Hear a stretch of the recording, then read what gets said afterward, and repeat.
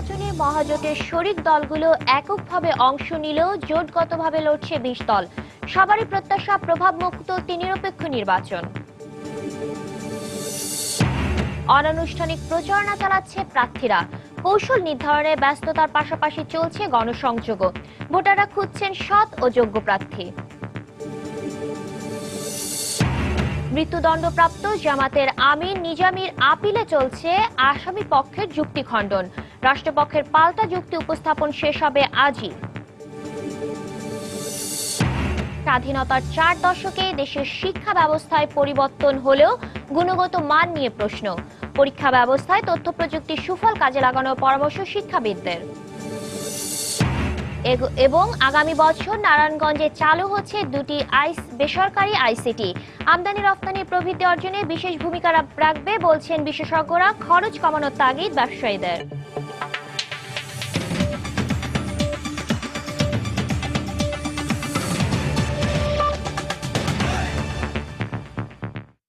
সময় সংবাদের সঙ্গে আছি আমি শাতিলা শারমিন। জাতীয় রাজনীতিতে জোটগতভাবে অবস্থান থাকলেও পৌর নির্বাচনে এককভাবেই অংশ নিচ্ছে মহাজোটের শরিক দলগুলো, যার ব্যতিক্রম নয় সংসদের প্রধান বিরোধী দল জাতীয় পার্টিরও। তবে সংসদের বাইরে থাকা ২০ দলীয় জোটের দলগুলো এ নির্বাচনে লড়ছে জোটগতভাবেই। যদিও দুই জোটের বেশিরভাগ দলই কোনো পৌরসভায় প্রার্থী দিতে পারেনি, তবে নির্বাচনে অংশ নেওয়া জাতীয় পার্টি সহ দুই জোটের শরিক দলগুলোর প্রত্যাশা নিরপেক্ষ ও পেশি শক্তির প্রভাবমুক্ত একটি অংশগ্রহণমূলক নির্বাচন। মাহমুদ রাকিবের রিপোর্ট। প্রথমবারের মতো দলীয় প্রতীকে পৌর নির্বাচন, তাই ইতিমধ্যে জাতীয় নির্বাচনের মতো উৎসবমুখর পরিবেশ সৃষ্টি হয়েছে নির্বাচনী এলাকাগুলোতে। নির্বাচনে দেশের প্রধান দুটি দল আওয়ামী লীগ ও বিএনপি ছাড়াও দলীয় প্রতীক নিয়ে অংশ নিচ্ছে দুই জোটের কয়েকটি শরিক দলও। তবে নিবন্ধন বাতিল হয়ে যাওয়ায় দলীয় প্রতীকে অংশ নিতে পারবে না ২০ দলের শরিক জামাত। এদিকে ২০ দল বলা হলেও এর মধ্যে ১৬টি দলই কোনো পৌরসভাতেই প্রার্থী দিতে পারেনি, আর মহাজোট থেকে প্রার্থী দিয়েছে মাত্র ৬টি দল। তবে নির্বাচনে অংশ নেওয়া দুই জোটের শরিকদেরই চাওয়া সুষ্ঠু পরিবেশে একটি অংশগ্রহণমূলক নির্বাচন। বিভিন্ন পৌরসভাগুলিতে যে মনোনয়নপত্র যাচাই বাছাই এবং বাতিলের হিড়িক, সেটা দেখলেই বোঝা যাচ্ছে যে সেখানে তারা নিরপেক্ষ নয়। দলীয় রাজনীতি এবং তার সাথে দলের ভিত্তিতে জনগণকে সংগঠিত করার যে বিষয়টি রয়েছে সেটা এর দ্বারা সাধিত হবে। আশা করি নির্বাচন কমিশন অন্তত এবার জনগণের কাছে তাদের যে শক্তি আছে এবং তাদের যে কর্তৃত্ব আছে সেটা তারা প্রমাণ করতে সক্ষম হবেন। দলীয় প্রতীক নিয়ে পৌর নির্বাচনের এই লড়াইয়ে নির্বাচন কমিশন নিরপেক্ষতা হারালে শুধু বিরোধী পক্ষই নয়, বরং এর নেতিবাচক প্রভাব সবার উপরে পড়বে বলে মনে করে সংসদের বিরোধী দল জাতীয় পার্টি ও ২০ দলীয় জোটের শরিক এলডিপি। এলডিপির পক্ষ থেকে আমরা প্রায় ১২টা জায়গায় নমিনেশন সাবমিট করেছিলাম। এটা সুষ্ঠু নির্বাচন যেন হয়, না হলে এটা দেশেরও ক্ষতি হবে, এই সরকার বিপদগ্রস্ত হবে। জোর করে বল প্রয়োগ করে প্রার্থীকে বসিয়ে দেওয়া হচ্ছে। মানুষ ভোট কেন্দ্রে আসতে পারে এবং ভোট দিতে পারে, তার আশা করব যে আমাদের যতটা সিটে দাঁড়িয়েছি তার 80% সিট আমরা জয়লাভ করব। এছাড়া স্থানীয়ভাবে এই নির্বাচন হলেও সরকার সচেতন থাকলে আইন শৃঙ্খলার কোনো অবনতি ঘটবে না বলেও মনে করেন এসব রাজনৈতিক দলের নেতারা। মাহমুদ রাকিব, সময় সংবাদ, ঢাকা।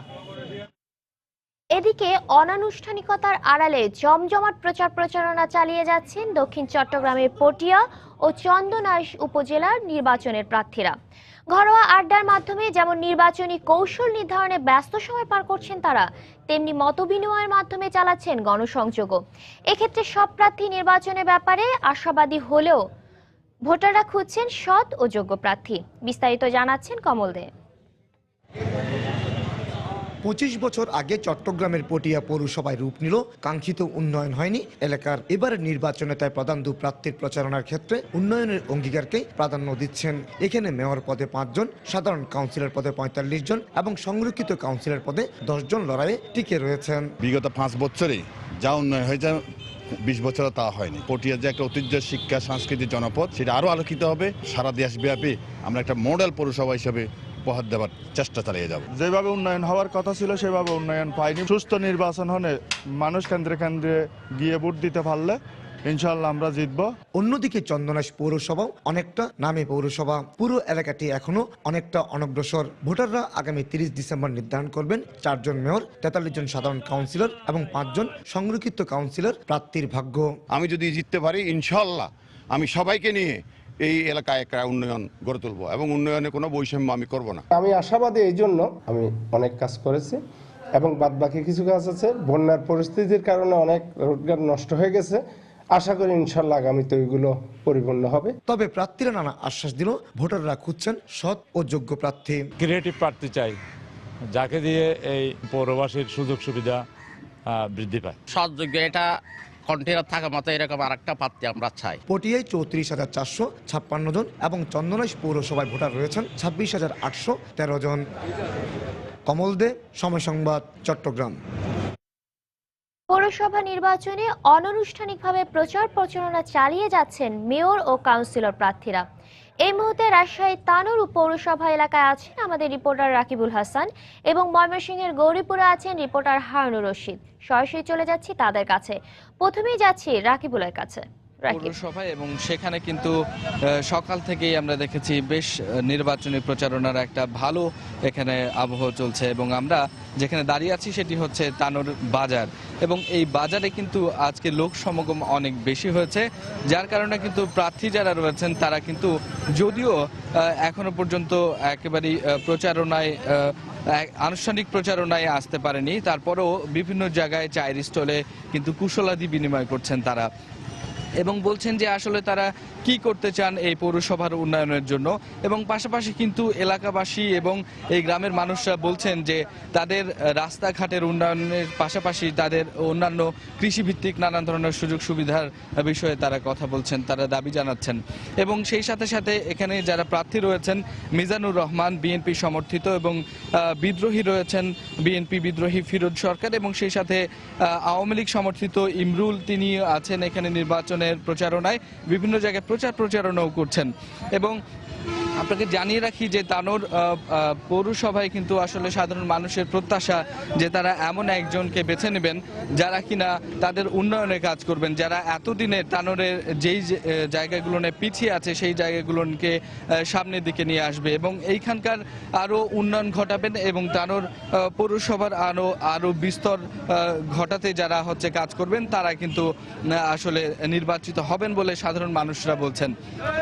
সেই সাথে সাথে ভোটাররা তারা জানাচ্ছেন যে আসলে তাদের এলাকায় বিভিন্ন ধরনের সমস্যা রয়েছে, যেমন আপনারা দেখতে পাচ্ছেন যে রাস্তার যে দুরবস্থা এবং সেই সাথে সাথে এখানে বাস স্ট্যান্ড এবং অটো এবং টেম্পু স্ট্যান্ড যেগুলো রয়েছে সেই জিনিসগুলোকেও তারা সংস্কারের দাবি জানাচ্ছে এখান থেকে।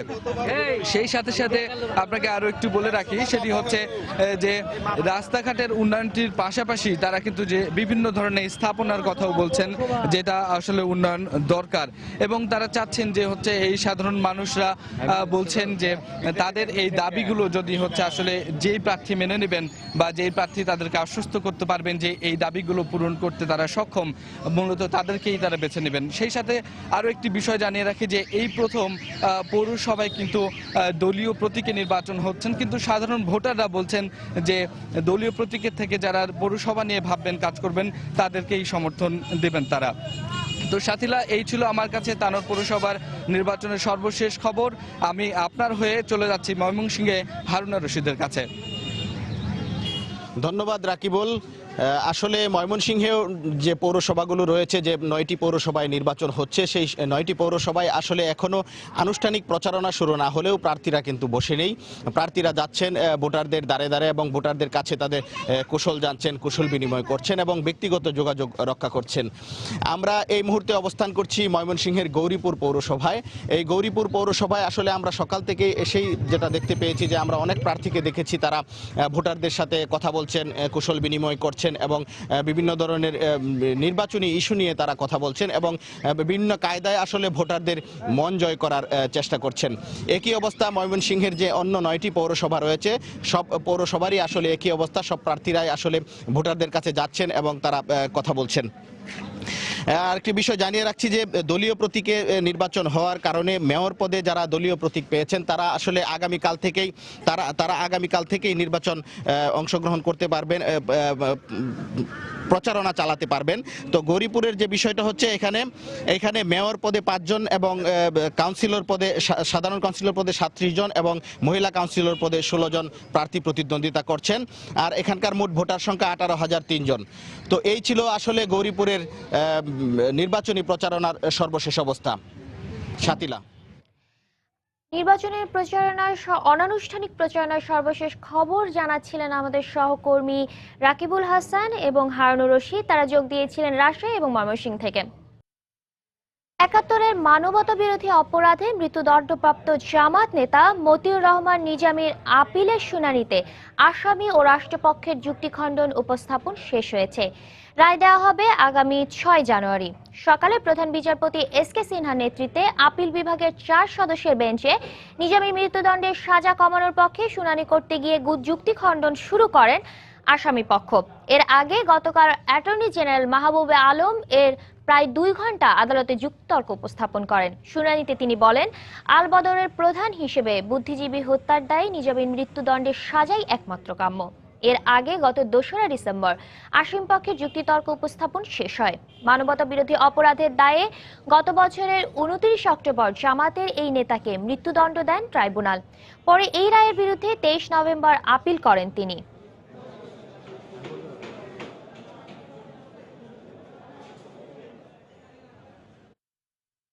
এই মুহূর্তে সুপ্রিম কোর্ট এলাকা আছেন আমাদের রিপোর্টার আফজাল হোসেন। সরাসরি চলে যাচ্ছি তার কাছে। আফজাল।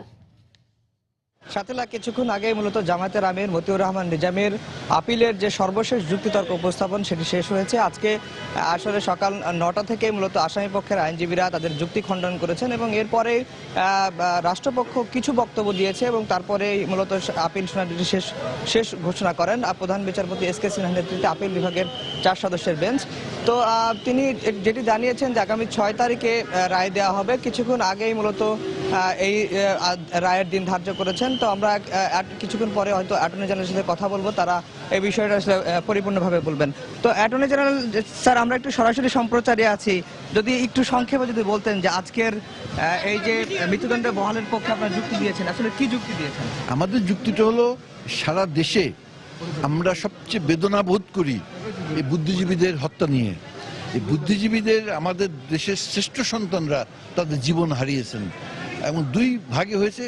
25শে মার্চে যে হত্যাকাণ্ড হয়েছে এগুলো পাক আর্মি করেছে, কিন্তু ডিসেম্বর মাসের শেষ মুহূর্তে আমাদের স্বাধীনতার একেবারে অর্জনের ক্রান্তি লগ্নে যেটা হয়েছে, এটা আল বদররা করেছে।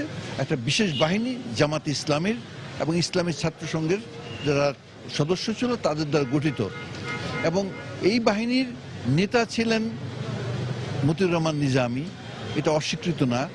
এবং এই সমস্ত ক্ষেত্রে যে কে কাকে মারলো 40 বছর পরে, এটা এইভাবে প্রত্যক্ষ সাক্ষী দেওয়া সম্ভব না এবং আইনেও সেই বিধান ওইরকমভাবে রাখা হয়নি।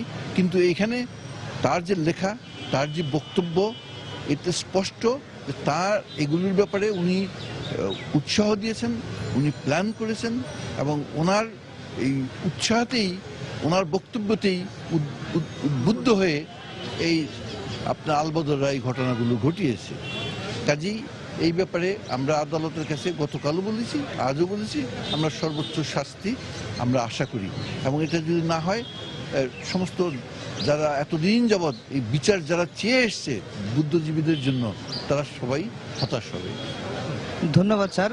কিছুক্ষণ আগেই মূলত আমাদের সাথে কথা বলছিলেন অ্যাটর্নি জেনারেল মাহবুব আলম। তিনি যেটি বলেছেন যে নিজামী 1971 সালে আল বদর বাহিনীর নেতা ছিলেন এবং তার নেতৃত্বেই বুদ্ধিজীবী হত্যা হয়েছিল এবং এর প্রেক্ষিতেই মূলত আজকে তারা যুক্তিতর্ক উপস্থাপন শেষ করেছেন এবং তারা বলছেন যে আগামী 6 জানুয়ারি যে রায় দিবেন, সেই রায়ে মূলত নিজামের মৃত্যুদণ্ডের সাজা বহাল থাকবে এবং তারা বলছেন যে এই যে মৃত্যুদণ্ডের সাজাটি যদি বহাল না থাকে, তাহলে 71-এর বুদ্ধিজীবীর যে শহীদদের যে পরিবার, সেই পরিবার ন্যায় বিচার থেকে বঞ্চিত হবে। তো আমরা আসলে অপেক্ষা করছি এই 6 তারিখের জন্য। আদালত সেদিন বিচার বিবেচনা করে রায় দিবেন।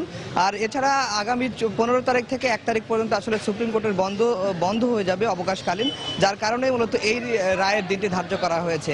তো এই ছিল আপিল বিভাগের অর্থাৎ নিজামীর আপিল শুনানির সর্বশেষ খবর। আমরা এখন ফিরে যাচ্ছি স্টুডিওতে। শাতিলা। উচ্চ আদালত থেকে ৭১-এর যুদ্ধ অপরাধের দায়ে মৃত্যুদণ্ডপ্রাপ্ত আসামি জামাত নেতা মতিউর রহমান নিজামীর আপিল সংক্রান্ত সর্বশেষ পরিস্থিতি জানাচ্ছিলেন সহকর্মী আফজাল হোসেন। সময় সংবাদে আরো থাকছে, ভোলায় বাল্যবিয়ে, ভিটে বাড়ি হারানো সহ নানা কারণে কমছে জেএসসি ও জেডিসি পরীক্ষার্থীর সংখ্যা, শিক্ষক অভিভাবকরা শঙ্কিত, বিশেষ আর্থিক সুবিধার তাগিদ।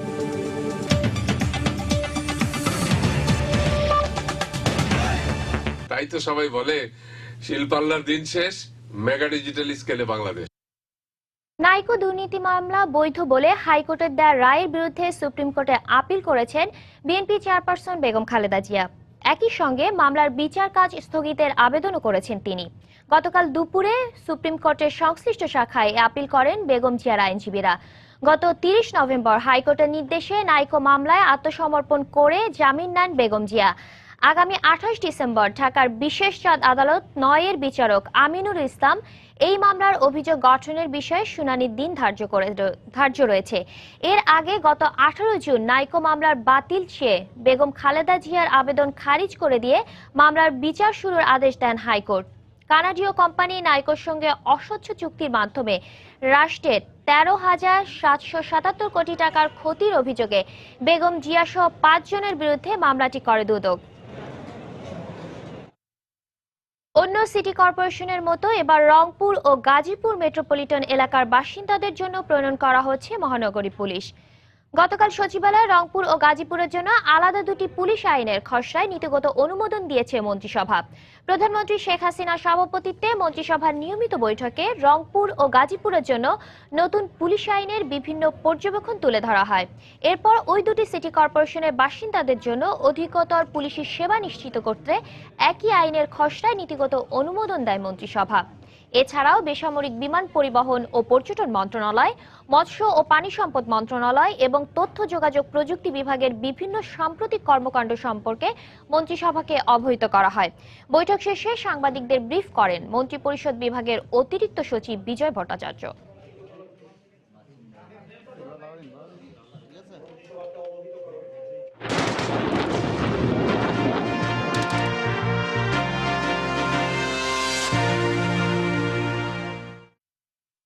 বিজয়ের ৪৪ বছরের দীর্ঘ পথ চলায় দেশের শিক্ষা ব্যবস্থায় অনেক পরিবর্তন হয়েছে। বছর বছর বেড়েছে পাবলিক পরীক্ষায় পাশের হার, কিন্তু শিক্ষার গুণগত মান নিয়ে প্রশ্ন তুলেছেন শিক্ষাবিদরা। তাদের মতে প্রচলিত পরীক্ষা পদ্ধতি ত্রুটিপূর্ণ হওয়ায় প্রশ্নপত্র ফাঁসের মতো ঘটনা ঘটছে। এ ধরনের ঘটনা ভবিষ্যতে দেশের শিক্ষা ব্যবস্থাকে বিপর্যয়ের দিকে ঠেলে দেওয়ার আশঙ্কা তাদের। বিস্তারিত তানিন মেহিনীর রিপোর্টে। ৩০ লাখ শহীদের তাজা রক্ত আর অসংখ্য মা বোনের সম্ভ্রমের বিনিময়ে অর্জিত আমাদের স্বাধীনতা। সদ্য স্বাধীন বাংলাদেশে অন্যান্য খাতের মতোই শিক্ষা ব্যবস্থা হয়ে পড়ে নাজুক। সে অবস্থা কাটাতে সময় লেগে যায় বেশ কয়েক বছর। এরপর প্রতি বছর দেশে পাবলিক পরীক্ষায় অংশ নেওয়া শিক্ষার্থীর সংখ্যা বাড়তে থাকে। উত্তীর্ণ শিক্ষার্থীর সংখ্যাও বাড়ছে হু হু করে। জিপিএ 5 পাওয়াটাও এখন আর কষ্টসাধ্য কিছু নয়। পাশের হার আর জিপিএ 5 প্রাপ্তির এত অর্জনের পরেও পার্শ্ববর্তী দেশের তুলনায় দেশের শিক্ষার মান না বাড়ায় পরীক্ষা নির্ভর শিক্ষা ব্যবস্থাকে দুষছেন শিক্ষাবিদরা। ভবিষ্যৎটা পুরোপুরি পাবলিক পরীক্ষায় কি করেছে, কি ফল করেছে তার উপর নির্ভর করছে।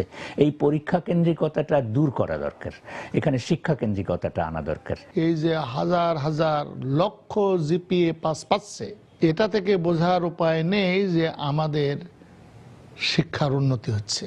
সম্প্রতি পাবলিক পরীক্ষার প্রশ্নপত্র ফাঁসকে মহামারীর সঙ্গে তুলনা করছেন শিক্ষাবিদরা। যে প্রশ্নপত্র যখন ফাঁস হয় তখন অভিভাবকরা মনে করেন যে অন্য ছেলে মেয়েরা তো ফাঁস করা পরীক্ষার প্রশ্ন দিয়ে পরীক্ষা দিচ্ছে, আমার ছেলে মেয়েটা বঞ্চিত হচ্ছে। এটা একটা সংক্রামক ব্যাধি হিসেবে ছড়িয়ে পড়ে।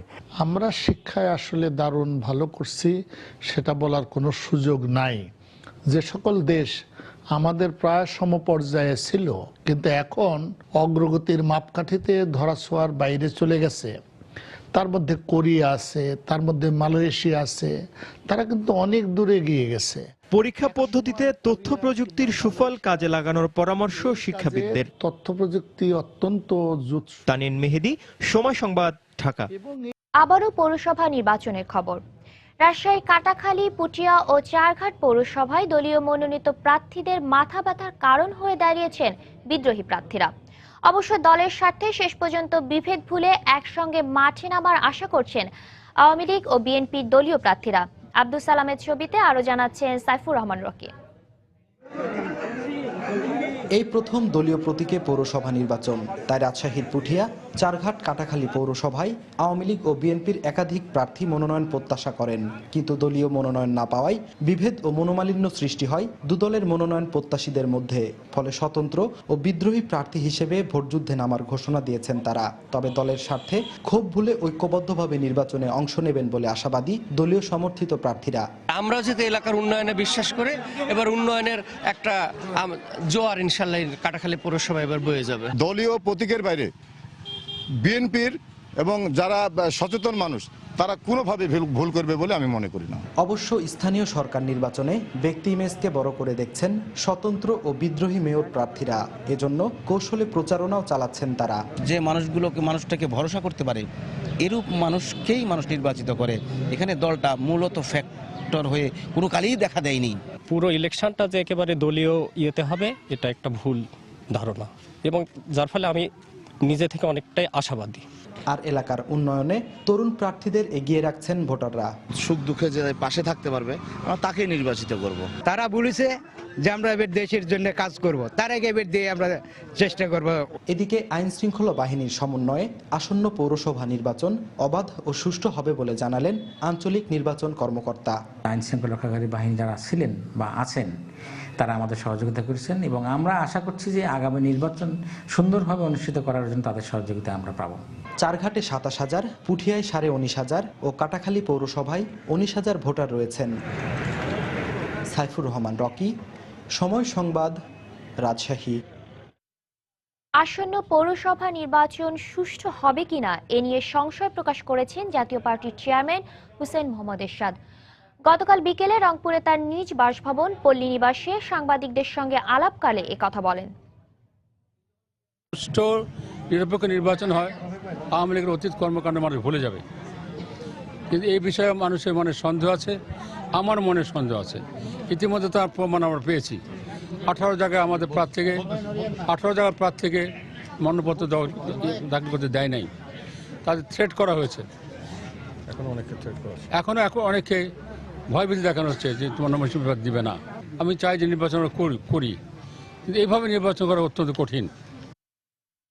পৌরসভা নির্বাচন সুষ্ঠু হলে বিএনপি প্রার্থীরা বিপুল ভোটে জয়লাভ করবে বলে আশাবাদ ব্যক্ত করেছেন দলের নেতারা। গতকাল বিকেলে জাতীয় প্রেস ক্লাবে এক অনুষ্ঠানে তারা আরো বলেন, দেশে এখন গণতন্ত্র নেই, জঙ্গিবাদ রোধে সব রাজনৈতিক দলকে সম্পৃক্ত করা প্রয়োজন বলেও মন্তব্য করেন বিএনপি নেতারা। আমাদের দেশে করুণ অবস্থা বর্তমান বিরাজ করছে, এ থেকে একমাত্র মুক্তির পথ সমঝোতার ভিত্তিতে, ঐক্যের ভিত্তিতে আসুন আমরা বাংলাদেশে একটি গণতান্ত্রিক সরকার প্রতিষ্ঠা করি। পৌর নির্বাচন যদি সুষ্ঠু হয় তাহলে বাংলাদেশ জাতীয়তাবাদী দলের ধানের শীষ বিপুল ভোটে জয়লাভ করবে আগামী নির্বাচনে। এটা সরকারের জন্য একটি অগ্নি পরীক্ষা হবে। বাংলাদেশে যদি জঙ্গিবাদের উত্থান হয় আমাদের ভবিষ্যৎ হবে অত্যন্ত অনিশ্চিত। অবিলম্বে সরকারের উচিত হবে সর্বদলীয় সকল গণতান্ত্রিক রাজনৈতিক দলসমূহকে ঐক্যবদ্ধ করা। কারাগার থেকে মুক্তি পেয়ে বিএনপির যুগ্ম মহাসচিব রুহুল কবির রিজভী দলের চেয়ারপারসন বেগম খালেদা জিয়ার সঙ্গে দেখা করেছেন। গতরাত 9টার দিকে রাজধানীর গুলশানে বেগম জিয়ার বাসায় দেখা করতে যান রিজভী। এ সময় ফুলের তোড়া দিয়ে শুভেচ্ছা জানান দলের চেয়ারপারসনকে। এর আগে গতকাল সন্ধ্যায় গাজীপুরের কাশিমপুর কারাগার থেকে জামিনে মুক্তি পান রুহুল কবির রিজভী। গেল 3 জানুয়ারি র্যাব রাজধানীর বাড়িধারার একটি বাসা থেকে রিজভীকে আটক করে। দেশে আইএসের কোনো অস্তিত্ব নেই, তবে যে জঙ্গি তৎপরতা আছে তা জামাতের উদর থেকে সৃষ্টি বলে মন্তব্য করেছেন মাওলানা ফরিদ উদ্দিন মাসুদ। গতকাল জাতীয় প্রেস ক্লাবে বাংলাদেশ জমিয়তুল উলামা আয়োজিত সংবাদ সম্মেলনে বক্তব্য রাখেন তিনি। এ সময় বলা হয়, যুদ্ধাপরাধীদের ফাঁসি কার্যকরে পাকিস্তানের প্রতিক্রিয়া প্রমাণ করে জামাত এখনো পাকিস্তানের চর হিসেবেই কাজ করছে। সাংগঠনিকভাবে আইএসের এখনো অস্তিত্ব বাংলাদেশে গড়ে ওঠেনি, তবে যেখানে জামাত ইসলামীর মতন সন্ত্রাসী দল আছে, সেখানে আইএসের থাকার প্রয়োজন আছে বলে আমি মনে করি না। আনসারুল্লাহ বাংলা টিম বলেন, জেএমবি বলেন, এদের অরিজিন কোথায়, এদের মানসিকতা গঠন কোথায় হয়েছে? এই দেশের সন্ত্রাস যদি বন্ধ করতে হয়, জামাত ইসলামীর অ্যাক্টিভিটিসকে নিষিদ্ধ ঘোষণা করতে হবে এবং তাদের মূল প্রাণ, তাদের জামাত ইসলামীর শক্তি, আর্থিক প্রতিষ্ঠানগুলিকে অবিলম্বে জনগণের মালিকানায় আনতে হবে। সময় সংবাদে আরো থাকছে, যত্রতত্র ইট ভাটার কারণে রাজশাহীতে কমছে ফসল ও ফলের উৎপাদন। দূষিত ধোঁয়ায় স্বাস্থ্য ঝুঁকিত এলাকার মানুষ, অবৈধভাবে গড়ে ওঠা ভাটা বন্ধের তাগিদ।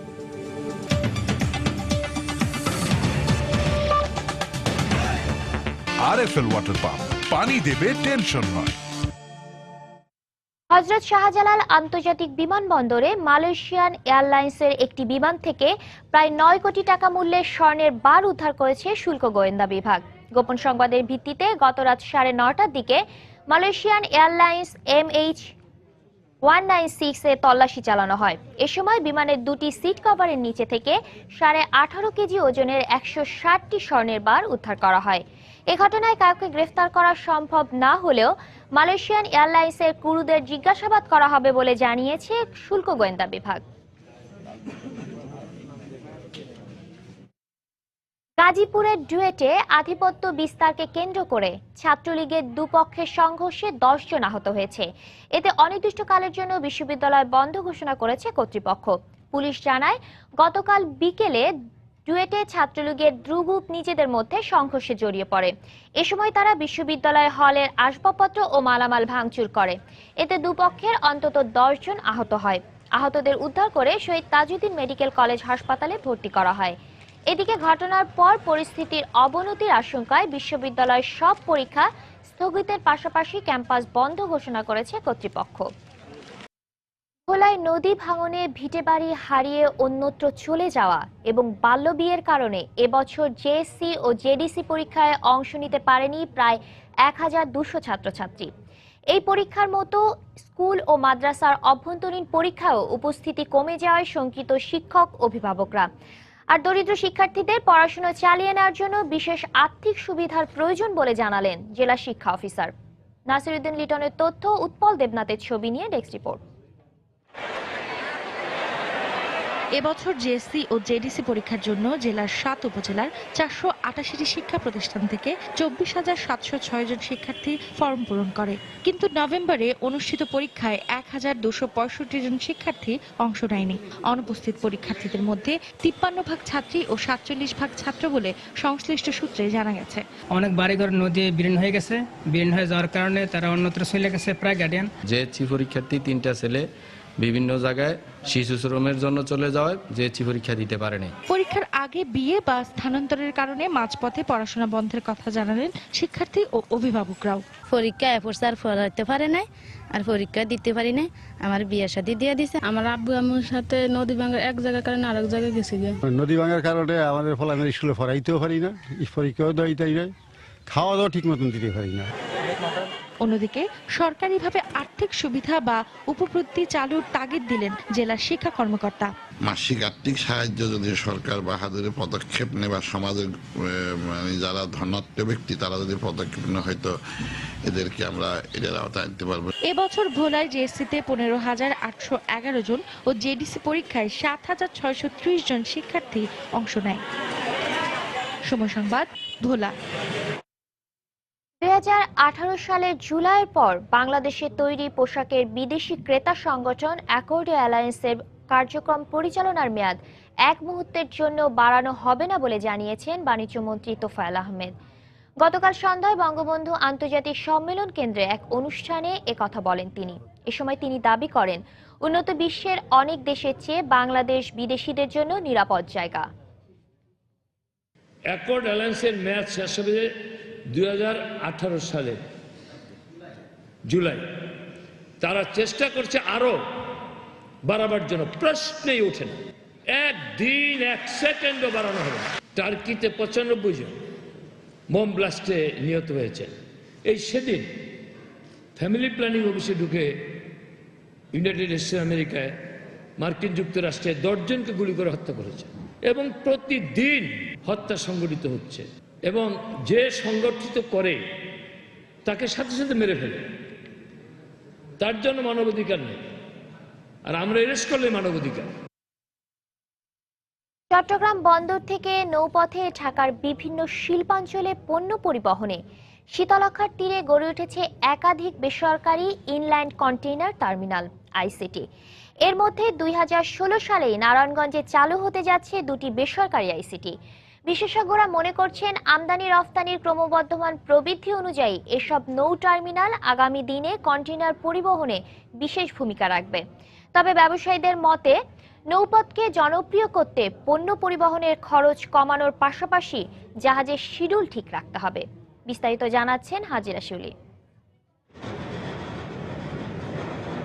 বর্তমানে বছরে 18 লাখ টিউএস কন্টেনার হ্যান্ডলিং করে চট্টগ্রাম বন্দর। আর হামবুর্গ পোর্ট কনসাল্টিং রিপোর্ট অনুসারে 2020 সালে এই বন্দরের হ্যান্ডলিং বেড়ে দাঁড়াবে 30 লাখে। বর্তমানে সড়কপথে ঢাকাগামী 96 ভাগ কন্টেনার পরিবহন হলেও বিশেষজ্ঞরা জানান আগামীতে এই বিপুল পরিমাণ কন্টেনার সড়ক বা রেলে পরিবহন সম্ভব হবে না। তাই বিভিন্ন সার্ভে রিপোর্টে মুনাফা নিশ্চিত হয়ে ঢাকা ও উত্তর পূর্ব ঢাকার বিভিন্ন শিল্পাঞ্চলকে টার্গেট করে নারায়ণগঞ্জে আইসিটি নির্মাণ করছে বেশ কিছু বড় শিল্প গ্রুপ। আমাদের দেশের গ্রোথ রেট যদি 6% অ্যাভারেজ থাকে, পানগার মতো আরো 5টা কন্টেনার টার্মিনাল দরকার হবে এবং ঢাকা চিটাং সড়ক 8 লেন চলবে না। পানগা, সামিট আর রূপায়ণ এই 3টা চিটাং পোর্টের বার্ডেন গুলো সামাল দিতে পারবে। আমদানি রপ্তানি বাণিজ্যের সাথে জড়িত ব্যবসায়ীদের মতে পরিচালন দক্ষতা এবং পেশাদারিত্বের মাধ্যমে আইসিটি গুলোকে আস্থা অর্জন করতে হবে। তাদের সাকসেস নির্ভর করবে তাদের সার্ভিসের ফ্রিকোয়েন্সি এবং তাদের সার্ভিসের প্রাইসিং। কোন কোন দিন জাহাজগুলো সেলিংস হবে ফ্রম চিটাগং টু আইসিটি, এবং সেটা রেগুলারিটি একদম ঘোষণা করতে হবে। আইসিটি ব্যবহার করে যে খরচটা হবে সেটার দাম কিন্তু কম হতে হবে। আর আইসিটির নির্মাতারা বলছেন ভৌগোলিক অবস্থানগত সুবিধার পাশাপাশি এসব নৌবন্দর হবে আধুনিক ও ব্যয় সাশ্রয়ী। আমরা যে ইকুইপমেন্টগুলো ব্যবহার করবো এগুলো সব মডার্ন ইকুইপমেন্ট, ওইটার ওই যে খরচ মাত্র লাগবে 10 থেকে 12,000 টাকা। অপারেশন ফ্লো খুব ফাস্ট হবে, কুইক হবে এবং কোনো ব্রেকডাউন হবে না। একটি ছোট কন্টেনার জাহাজ 150টি ট্রাকের সমপরিমাণ কন্টেনার পরিবহন করে। আগামীতে এসব বেসরকারি আইসিটি সড়ক পথের ওপর বাড়তি চাপ কমাতে সহায়ক হবে বলে মনে করছেন সংশ্লিষ্টরা। হাজিরা শিউলি, সময় সংবাদ, ঢাকা। যত্রতত্র ইটভাটার কারণে রাজশাহী অঞ্চলে ফল ও ফসলের উৎপাদন কমেছে। আর চিকিৎসকরা বলছেন ইটভাটা দূষিত ধোঁয়ার কারণে মানবদেহ মারাত্মক ক্ষতি হচ্ছে। তবে অবৈধভাবে গড়ে ওঠা ইটভাটাগুলো বন্ধে তৎপর বলে জানালেন পরিবেশ অধিদপ্তরের কর্মকর্তারা। আব্দুস সালামের ছবিতে বিস্তারিত জানাচ্ছেন সাইফুর রহমান রকি। রাজশাহী জেলায় 150টি ইটভাটা রয়েছে। ভাটাগুলোতে নভেম্বর থেকে ফেব্রুয়ারি মাস পর্যন্ত চলে ইট তৈরির কর্মযজ্ঞ। এ সময় দিনরাত নির্গত হয় দূষিত ধোঁয়া। এ কারণে আশেপাশের 2 ও 3 ফসলি জমির উর্বরতা কমে আসায় ফলন বিপর্যয় দেখা দিয়েছে বলে অভিযোগ কৃষকদের।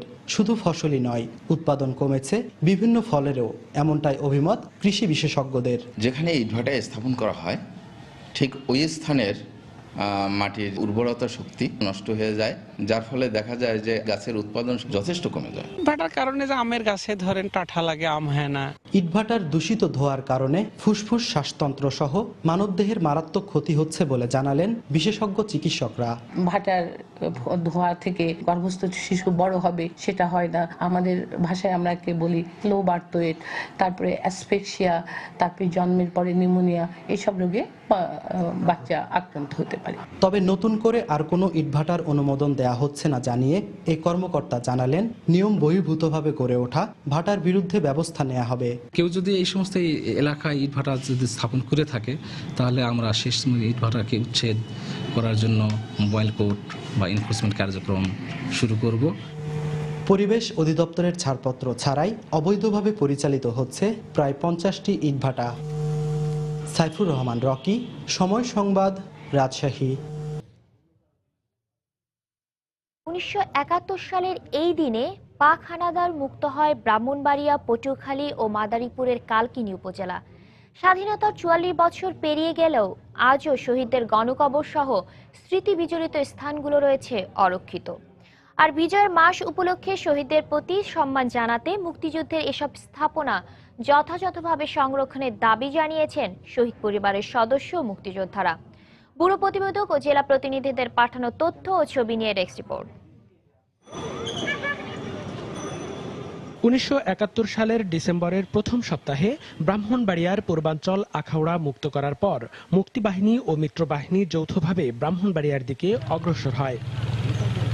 আখাউড়া থেকে রেললাইন ও উজানি শহর অতিক্রম করে কোনো ধরনের প্রতিরোধ ছাড়াই যৌথ বাহিনী পৌঁছে যায় ব্রাহ্মণবাড়িয়া শহরে। পরে 8 ডিসেম্বর সকালে আনুষ্ঠানিকভাবে ব্রাহ্মণবাড়িয়ায় স্বাধীন বাংলাদেশের পতাকা উত্তোলন করা হয়। জহুর আহমেদ চৌধুরী চিরাঙ্গের আমাদের এমএনএ ছিলেন। উনি ব্রাহ্মণবাড়িয়া যে পুরাতন কোর্ট ওখানে আনুষ্ঠানিকভাবে স্বাধীন বাংলার পতাকা উড়িয়ে স্বাধীনতা ঘোষণা করেন। আজকে এই যুদ্ধপরাধীদের বিচার সম্পন্ন হওয়ার মধ্য দিয়ে মুক্তিযুদ্ধের চেতনার মধ্যে যে ক্ষত ছিল সেই ক্ষত দূরীভূত হবে। 71-এর 26 এপ্রিল পটুয়াখালীর কালিকাপুর এলাকায় অতর্কিত হামলা চালিয়ে পাক হানাদার বাহিনী হত্যা করে 18 জনকে। একই দিন গলাচিপার পানপট্টি এলাকায় হামলা চালিয়ে হানাদার বাহিনী নির্বিচারে হত্যা করে 50 থেকে 60 জন মুক্তিকামী মানুষকে। গণকবরগুলো ঠিক কিভাবে সেগুলো অবহেলিত হচ্ছে যা কল্পনার বাইরে। পটুয়াখালী জেলাবাসীকে এই মুক্তিযুদ্ধের ইতিহাসকে সঠিকভাবে উপস্থাপন করার জন্য এই স্মৃতিস্তম্ভ একান্ত প্রয়োজন। 1971 সালে এই দিনে সম্মুখ যুদ্ধে পাক হানাদার বাহিনীকে পরাস্ত করে মাদারীপুরকে স্বাধীন করেছিল মুক্তিযোদ্ধারা। এছাড়া এই দিনে পাক হানাদার বাহিনীর হাত থেকে মুক্ত হয় নোয়াখালী, চাঁদপুর, কুমিল্লা ও মৌলভীবাজার। মনিরুজ্জামান প্রান্ত, সময় সংবাদ।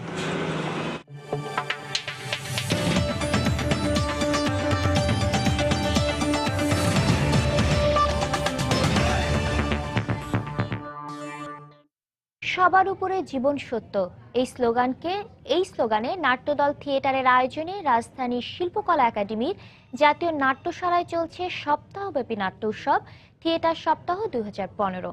পাশাপাশি জাতীয় চিত্রশালার বিভিন্ন গ্যালারিতে চলছে আলাদা চিত্র প্রদর্শনী। সপ্তাহব্যাপী থিয়েটার উৎসবের সোমবার ছিল চতুর্থ দিন, তাই সন্ধ্যা থেকেই জাতীয় নাট্যশালায় আসতে শুরু করে দর্শকরা।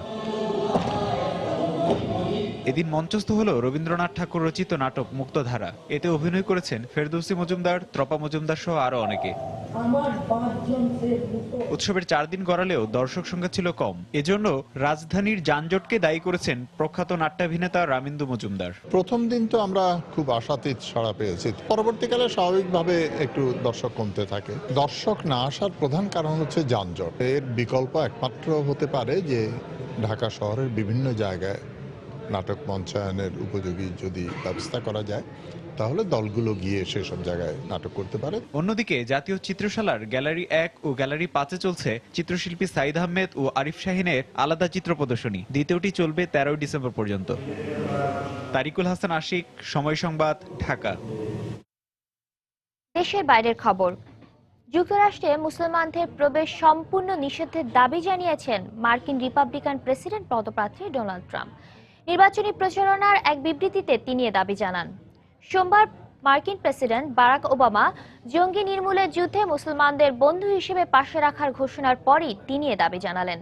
ট্রাম্পের বিবৃতিতে বলা হয়, মুসলমানরা মার্কিনীদের ঘৃণা করে, যা এদেশের জন্য হুমকি স্বরূপ।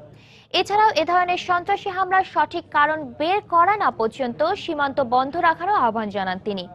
তবে ট্রাম্পের এ মন্তব্যের কঠোর সমালোচনা করেছেন হোয়াইট হাউসের কর্মকর্তারা। ট্রাম্পের মন্তব্যকে মার্কিন নীতি ও জাতীয় নিরাপত্তা বিরোধী বলে সমালোচনা করেছে হোয়াইট হাউস কর্তৃপক্ষ। সম্প্রতি ক্যালিফোর্নিয়ার সান বার্নার্ডিনোতে বন্দুকধারীর হামলায় 14 জন নিহত ও 21 জন আহত হওয়ার ঘটনায় যে তরুণ দম্পতিকে দায়ী করা হয়েছে, তারা দুজনই মুসলমান হয়। যুক্তরাষ্ট্রে মুসলমানদের নিয়ে আলোচনা সমালোচনা শুরু হয়। খেলার খবর। বিপিএল প্লে অফ নিশ্চিত করার গুরুত্বপূর্ণ ম্যাচে আজ মুখোমুখি হবে ঢাকা ডায়নামাইটস ও চিটাগাং ভাইকিংস। এই ম্যাচ হারলেই আসর থেকে বিদায় নিতে হবে তামিম ইকবালের চিটাগাংয়ের।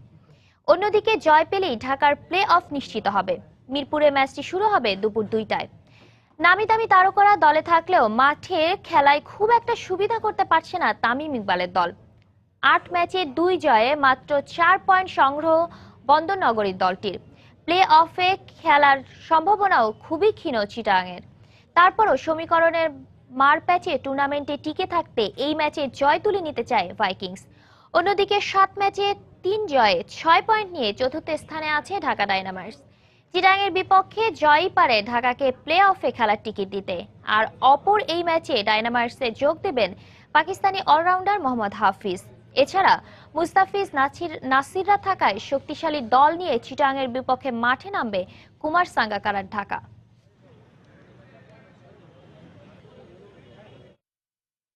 এদিকে দিনের দ্বিতীয় ম্যাচে মুখোমুখি হবে পয়েন্ট টেবিলের শীর্ষ 2 দল কুমিল্লা ভিক্টোরিয়ান্স ও রংপুর রাইডার্স। এরই মধ্যে 2 দলের প্লে অফ নিশ্চিত হয়েছে। মিরপুর শেরেবাংলা স্টেডিয়ামে ম্যাচটি শুরু হবে সন্ধ্যা 6:30টায়। এ পর্যায়ে শীর্ষ সংবাদ জানিয়ে দিচ্ছি আরেকবার। মানবতা বিরোধী অপরাধে মৃত্যুদণ্ডপ্রাপ্ত জামাতের আমিন নিজামীর আপিল শুনানি শেষ। রায় 6 জানুয়ারি। ফাঁসির রায় বহাল থাকবে আশাবাদ অ্যাটর্নি জেনারেল। পৌর নির্বাচনে মহাজোটের শরিক দলগুলো এককভাবে অংশ নিলেও জোটগতভাবে লড়ছে 20 দল। সবারই প্রত্যাশা প্রভাবমুক্ত একটি নিরপেক্ষ নির্বাচন। অনানুষ্ঠানিক প্রচারণা চালাচ্ছেন প্রার্থীরা। কৌশল নির্ধারণে ব্যস্ততার পাশাপাশি চলছে গণসংযোগও। ভোটাররা খুঁজছেন সৎ ও যোগ্য প্রার্থী। স্বাধীনতার 4 দশকে দেশের শিক্ষা ব্যবস্থায় পরিবর্তন হলেও গুণগত মান নিয়ে প্রশ্ন। পরীক্ষা ব্যবস্থায় তথ্য প্রযুক্তির সুফল কাজে লাগানোর পরামর্শ শিক্ষাবিদদের।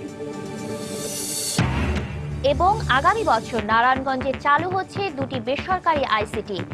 আমদানি রফতানি প্রবৃদ্ধি অর্জনে বিশেষ ভূমিকা রাখবে বলে মনে করছেন বিশেষজ্ঞরা। খরচ কমানোর তাগিদ ব্যবসায়ীদের। এই ছিল এখনকার মতো। যে কোনো খবর পেতে ভিজিট করুন সময়নিউজ.tv। যে কোনো বাংলা লিংক রবি সিটিসেল নম্বর থেকে সময় সংবাদের খবর অনুষ্ঠান সম্পর্কে জানতে এবং যে কোনো তথ্য সময় সংবাদকে জানাতে ডায়াল করুন 16242 নম্বরে। এছাড়া এই মাত্র পাওয়া খবর মোবাইলে পেতে SMS করুন *SN লিখে পাঠিয়ে দিন 16242 নম্বরে। সঙ্গে থাকুন সময়।